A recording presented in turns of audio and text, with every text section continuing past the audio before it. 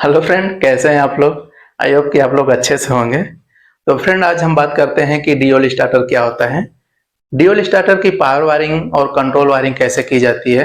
Dual starter में MPD relay का connection कैसे रहता है। ड्यूल स्टार्टर बनाते समय ऑन का इंडिकेशन का और ऑफ का इंडिकेशन का और ट्रिप के इंडिकेशन का वायरिंग कैसे करते हैं, वो सब मैं आपको बताने वाला हूँ। तो फ्रेंड, ये वीडियो उनके लिए है जो हमारे इलेक्ट्रीशियन, इंजीनियर या तो फिर सुपरवाइजर यानी कुछ सीखना चाहते हैं। जैसे हमारा क्या है कि बहुत लोग तो बनाना जानते हैं, लेकिन यदि फीडर दे दिया जाए बनाने के लिए तो नहीं बना पाते हैं। तो ये वीडियो में मैं आप एक एक पॉइंट पे एक एक वायरिंग को मैं पूरा ब्रीफली यहाँ पे शो करूंगा, जिससे आपको बनाने में हेल्पफुल करेगा। तो चलिए फ्रेंड, स्टार्ट करते हैं। तो फ्रेंड, जैसा कि ये देख रहे हैं कि हमारा पावर वायरिंग बनकर रेडी हो गया है। ये हमारा पावर वायरिंग है ड्यूल का। यहाँ पे हम इसका नाम दे देते हैं, ये हमारा क्या है, ये मेन एमपीसीबी हो जाता है। एमपीसीबी या तो फिर एमसीसीबी या तो फिर एमसीबी या तो फिर इसको एसएफयू। ये इस यहाँ पे ये तीनों में से, चारों में से कुछ भी हो सकता है। ये एमपीसीबी यानी motor protection control motor protection circuit breaker, MCCB यानी मोल्डेड के circuit breaker, MCB miniature circuit breaker, या एसएफयू यानी स्विच फ्यूज यूनिट, यहाँ से हो सकता है। ये क्या है, हमारा पावर कॉन्टेक्टर है, ये जो दिख रहा है।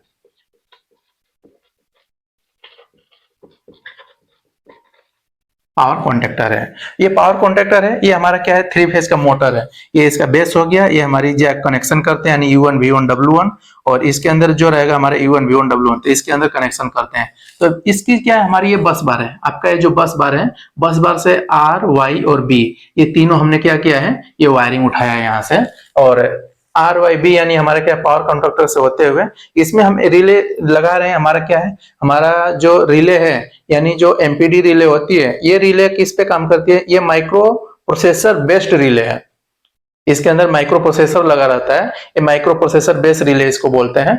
तो इसलिए यहाँ पे वो थर्मल रिले और वो सब नहीं आएगा, ये इसके अंदर सीटी लगी रहेगी और कोर बैलेंस लगा रहेगा, सीबी सीटी लगी रहेगी। तो उसकी वायरिंग हम जस्ट यहाँ पे करते हैं। तो फ्रेंड, देख सकते हैं कि हमारा क्या है, एमपीडी रिले में बना के रेडी कर चुका हूं, जो कि एमपीडी रिले है यानी मोटर प्रोटेक्शन डिवाइस। इसको मोटर प्रोटेक्शन डिवाइस बोलते हैं। इसको कहीं कहीं एमपीआर के नाम से भी जानते हैं, जैसे मल्टी प्रोटेक्शन डिवाइस, कोई कहीं के इस नाम से भी जानते हैं। तो इसको एमपीडी आप समझिए। ये क्या है, माइक्रो बेस प्रोसेसर रिले का रिले है। ये माइक्रो, इसके अंदर क्या है, कार्ड लगा रहता है, ये काम करता है। तो फ्रेंड, ये जो दिख रहा है ना, ये सीबीसीटी है हमारी। क्या है, ये लाइन में सीबीसीटी लगी रहती है। सीबीसीटी का फुल फॉर्म होता है core balance current transformer. Friend, ये काम कैसे करता है, यानी बाई चांस देखिए, आर में हमारा क्या है, वाई में, बी में, ये तीनों में सेम लगा हुआ है। यानी तीनों में आप देखे होंगे कहीं भी, तो सीटी से पहले लगा रहता है। और इसमें क्या है कि ये करंट ट्रांसफार्मर की तरह ही रहता है, यानी कोर बैलेंस, यानी किसी में क्या है 2 एम्पियर जा रहा है, किसी में 2.5 जा रहा है, किसी में 2.1 जा रहा है, तो इससे कोई इफेक्ट नहीं करेगा, कुछ नहीं करेगा। यदि बाई चांस जैसे किसी में 2 एम्पियर जा रहा है, किसी में 8 एम्पियर जा रहा है, किसी में 10 एम्पियर जा रहा है, तो ये कोर में यानी बैलेंस बराबर नहीं है, तो ये क्या करेगा, ट्रिप करवा देगा, यानी कोर में क्या है, बराबर नहीं जा रहा है। तो ये ऐसे काम करता है। तो फ्रेंड, इसमें सिंपल, इसकी वायरिंग एकदम सिंपल होती है एमपीडी में। यहाँ पे लिखा भी रहता है कि सीबीसीटी का है। तो सीबीसीटी का आपको देखना है, तो यहाँ से ले जाके इसके S1 में कनेक्ट कर देना है और इसके S2 में कनेक्ट कर देना है इसको। तो सीबीसीटी का जस्ट सिंपल वायरिंग होता है। ऐसे ही फ्रेंड, ये क्या है, 3 सीटी लगी हुई है हमारे लाइन में, यानी 3 सीटी लगी रही है। ये आर का सीटी है, वाई का सीटी है, बी का सीटी है, जो कि देखिए यहाँ से हमारे बस बार से आ रहा है। तो जो ये आर का S1 है, यानी ये जो आर का S1 है, ये किस में चला जाएगा, ये आर के S1 में चला जाएगा। और जो y का S1 है, ये y का S1 किस में चला जाएगा, ये y के S1 में चला जाएगा। और ये b का S1 है, ये किस में चला जाएगा, ये b के S1 में चला जाएगा। तो फ्रेंड, जस्ट सीटी का वायरिंग बिल्कुल सिंपल होता है एकदम। इसमें कोई यानी घबराने वाली कोई दिक्कत ही नहीं है कि इसका सिंपल ना हो। तो फ्रेंड, सबसे पहले अब S2 का वायरिंग कर लेते हैं। मैं 2 मार्कर का इसलिए इस्तेमाल कर रहा हूं ताकि आपको आसान हो जाए समझने में, ताकि एक ही कलर रहेगा तो आपको समझ में नहीं आएगा। तो इसके लिए मैं इसका इस्तेमाल कर रहा हूं।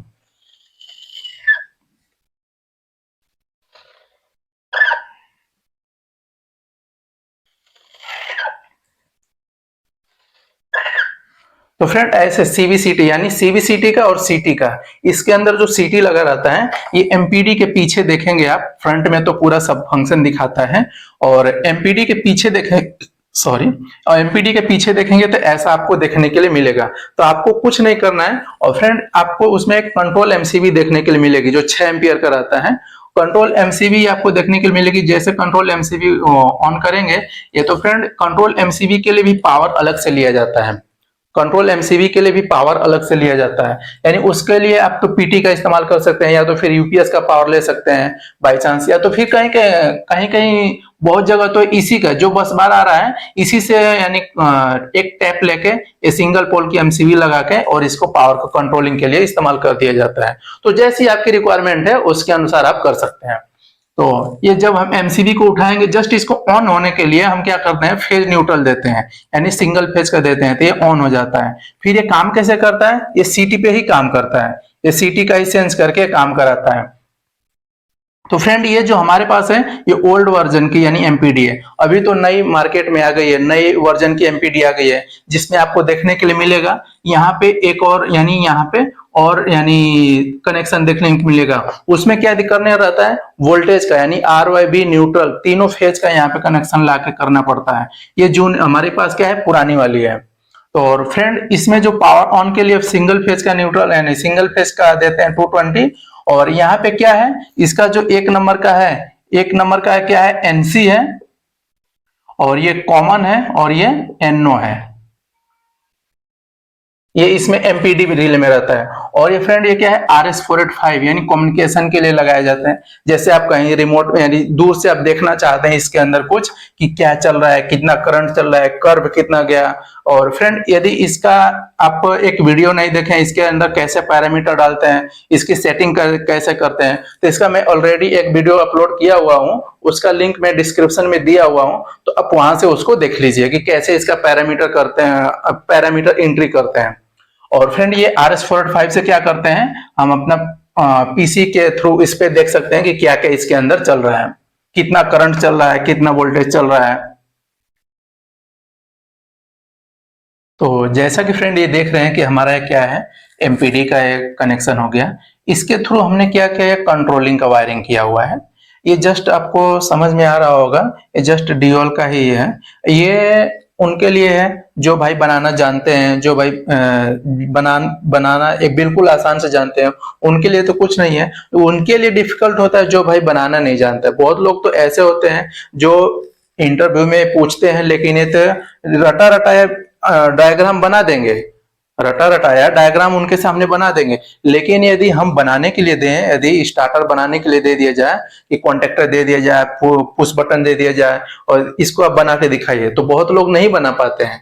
तो आज मैं उसी डाउट को क्लियर कर रहा हूं कि आपको कैसे कैसे बनाना है। तो देखिए फ्रेंड, ये क्या है, हमारे एमपीडी का एक कॉमन है, 2 नंबर क्या है, कॉमन है, 1 नंबर एनसी है, और ये हमारा क्या है, 3 नंबर एनओ है।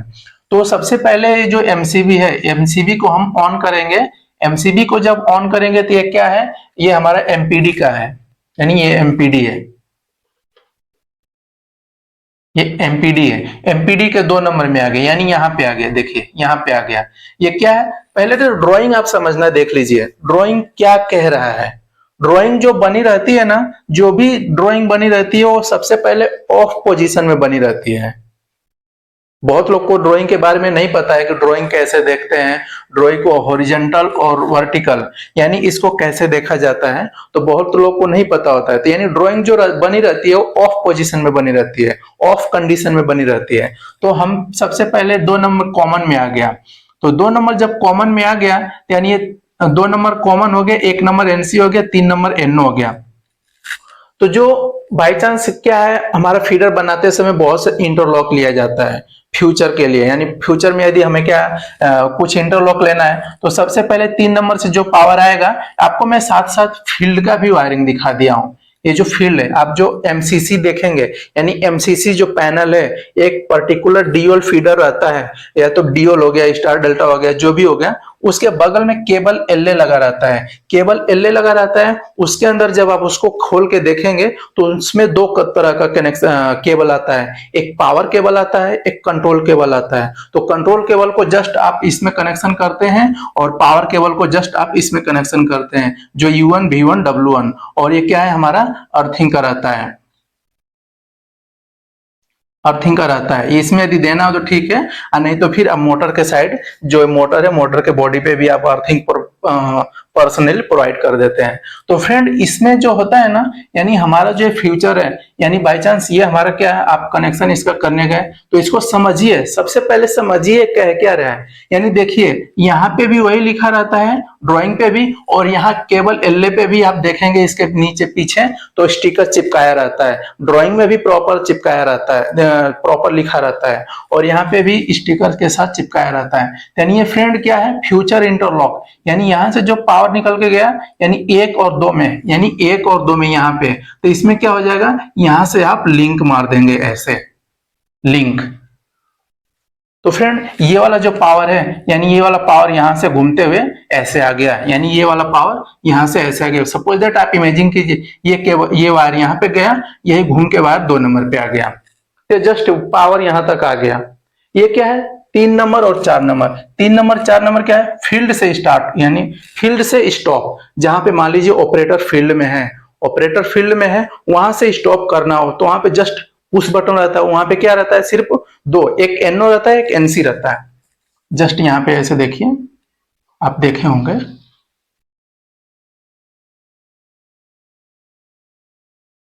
1 2 3 4, ये क्या रहता है, एनसी रहता है,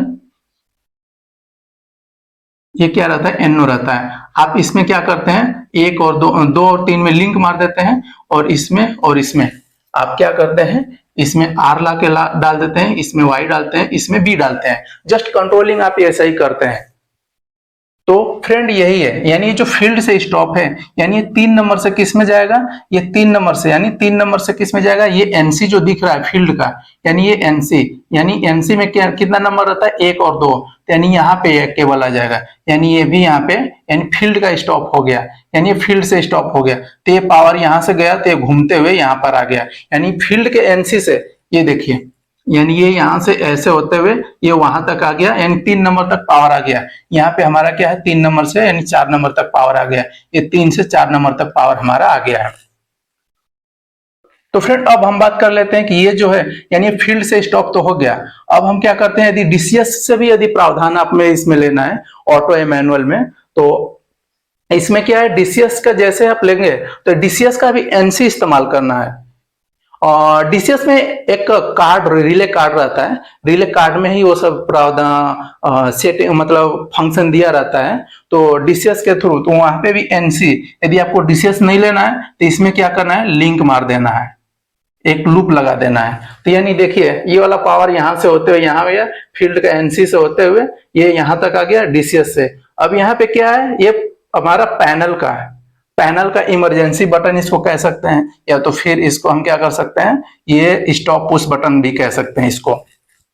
तो फ्रेंड, ऐसे इसका, यानी ये वाला पावर यहां तक आ गया, फिर ये जो एनसी है, 1 नंबर 2 नंबर, उसके पीछे लिखे होंगे, देखे होंगे अब कि 1 नंबर और 2 नंबर लिखा रहता है। तो फिर यहां से क्या है, ये सेलेक्टर स्विच है,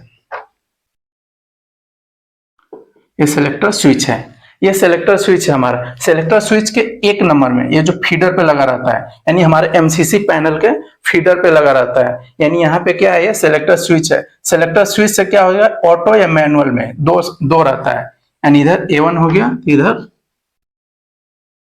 A1 हो गया, इधर A2 हो गया।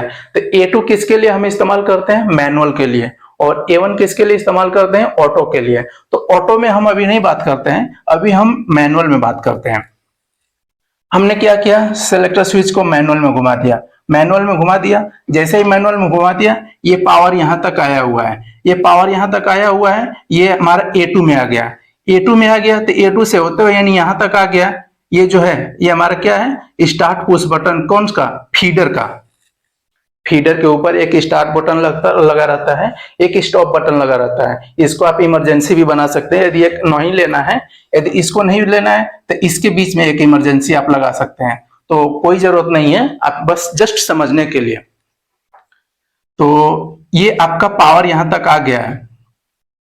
ये पावर आपका जो फील्ड का ये जो पैनल का यानी फीडर का जो पुश बटन है वहां तक आ गया है। जस्ट यहीं से एक टेपिंग, एक वायर उठा के फील्ड के किस में गया है, 5 और 6 में गया है। जो ये दिख रहा है यहाँ पे 5 और 6 जो यहाँ पे आ गया आपका, देखिए ये 3 और 4 यानी यहाँ से ये आपका आ गया, यानी 5 और 6 यानी यहाँ से 3 में आ गया और यहीं से आके यहाँ पे आ गया। तो जैसे ही आप इसको पुश करेंगे ये पावर तुरंत इसको मिल जाएगा और यहाँ से इसको कॉन्टेक्टर को मिल जाएगा। तो फ्रेंड ऐसे इसका, और ये जस्ट क्या है, एक K1 का होल्डिंग यानी K1 का होल्डिंग यानी NO होल्डिंग के लिए दिया हुआ है। जस्ट ये क्या आप करते हैं, जैसे पुश बटन स्टार्ट कर देते हैं तो सिर्फ ये काम करता है स्टार्ट करने का, जैसे छोड़ देते हैं वापस आ जाता है। तो फिर ये जो NO है ये NC हो जाता है और इसको पावर कंटिन्यू मिलने लगता है। और फ्रेंड अब हम बात कर लेते हैं ऑटो की। ऑटो में फ्रेंड जैसे ही हम मैं सिलेक्टर स्विच को ऑटो में घुमाएंगे तो ये DCS से स्टार्ट होगा। DCS से कमांड मिलेगा तो इसमें क्या हो जाएगा, ये जो यहाँ पे जो दिख रहा है आपको DCS से स्टॉप यानी ये वाला जो पुश बटन है और ये वाला कनेक्शन है 7 और 8, ये हम कहाँ पे ले जाएंगे। सपोज दैट हमने यहाँ पे लिंक मार दिया है, आपको DCS से चलाना है तो ये वाला वायर हमको कहाँ पे करना पड़ेगा, यहाँ पे लाके करना पड़ेगा। फिर ये DCS से NC से होते हुए यहाँ पर आएगा। फिर ये वायर पावर यहाँ से होते हुए ऑटो में हमने सिलेक्टर स्विच को ऑन किया है, तो सिलेक्टर स्विच को और जब ऑटो में सेलेक्ट किया है तो ये पावर 9 नंबर तक आ गया, यानी ये जो दिख रहा है 9 नंबर आ गया। यहाँ पे क्या है, हमारा NO है, सपोज दैट NO है। जैसे ही हम इसको क्या करेंगे, पुश करेंगे, जैसे ही पुश करेंगे तो ये पावर यहाँ से होते हुए ये हमारे कॉन्टेक्टर को मिल जाएगा यानी K1 को मिल जाएगा। और इधर से हमने क्या किया है, यहाँ से आपको मैं न्यूट्रल,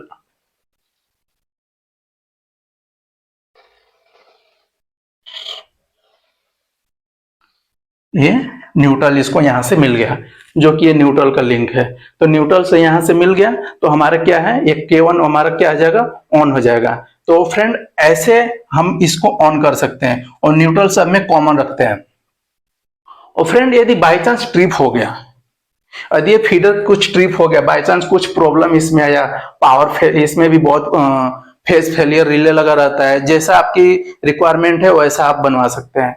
तो इसको यदि कुछ बाई चांस से ट्रिप हो गया तो ये क्या हो जाएगा, ये NC का NO हो जाएगा, ये NC का NO हो जाएगा। ये और ये पावर तुरंत इसको यहां से मिलने लगेगा। ये 2 नंबर से 1 नंबर क्या है, NC है, तो यानी ये पावर इसको जब ये ऑन होता है तो NC का NO हो जाता है, तो ये पावर इसको यहाँ पे मिलने लगेगा। ये ट्रिप का इंडिकेशन ऑन हो जाएगा, ये जो ट्रिप का इंडिकेशन ऑन हो जाएगा। और ये ट्रिप का कॉइल जो है यानी कॉन्टेक्टर, इसके जगह पे कॉन्टेक्टर भी लगा सकते हैं या तो फिर कोई रिले भी लगा सकते हैं। इसके जगह पे आप ग्लास पिन भी 8 पिन का या 14 पिन का ग्लास रिले भी लगा सकते हैं या तो फिर कॉन्टेक्टर भी लगा सकते हैं, ऑक्सिलरी कॉन्टेक्टर।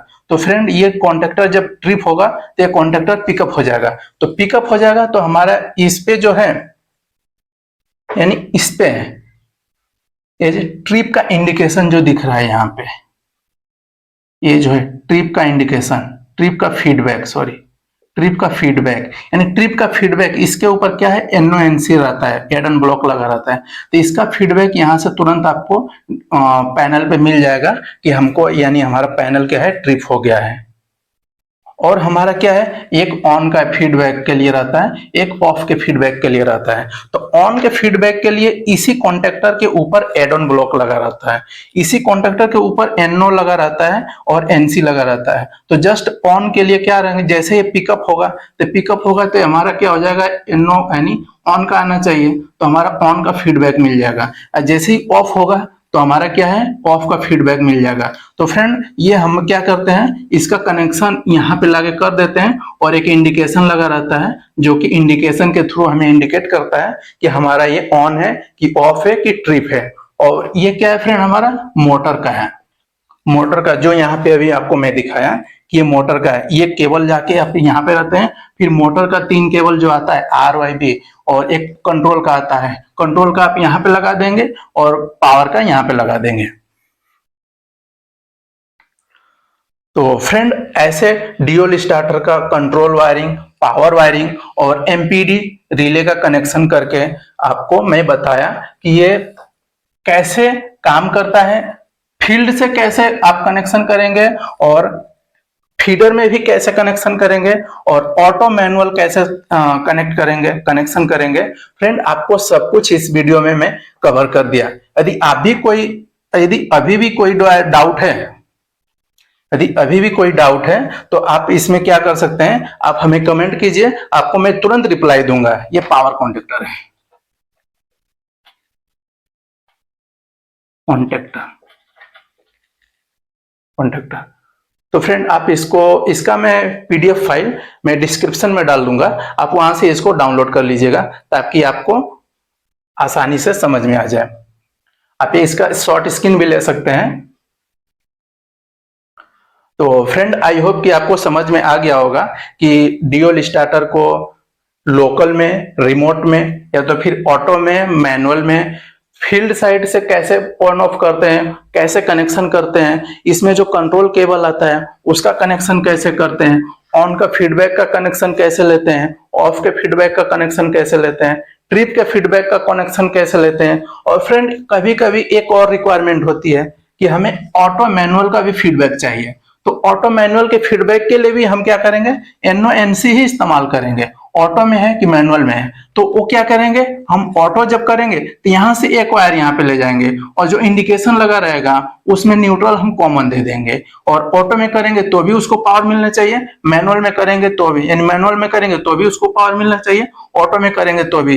यानी ऑटो के लिए हम क्या करेंगे, ये वायर ला देंगे, मैनुअल के लिए क्या करेंगे, ये वायर ला देंगे। न्यूट्रल इधर से कॉमन गया है, तो इसमें क्या हो जाएगा, जैसे ही ऑटो में करेंगे फेज इसको मिल जाएगा, ऑटो का इंडिकेशन हमें आ जाएगा। मैनुअल में करेंगे, मैनुअल में भी फेज मिल जाएगा, फिर न्यूट्रल इधर से मिला, फिर इधर क्या हो जाएगा, ऑटो में इंडिकेशन आ जाएगा, तो हमें पता चल जाएगा कि ये मैनुअल में है कि ऑटो में है।